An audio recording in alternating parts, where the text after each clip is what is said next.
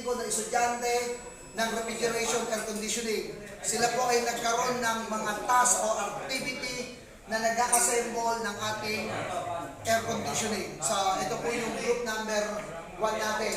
Ito na po yung kanyang wiring connection. Ayan. So, medyo ina-analyze pa dahil nagkakaroon ng problema sa compressor at fan motor. Ito naman yung isa.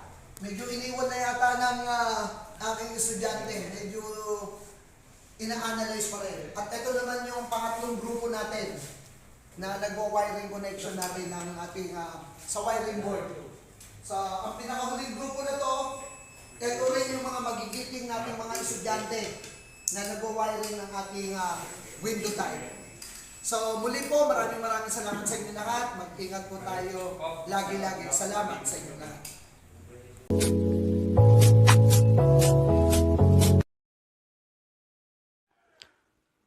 Like, share, comment, and subscribe to my channel. Pakipindot na rin po ang notification bell para lagi kayo updated.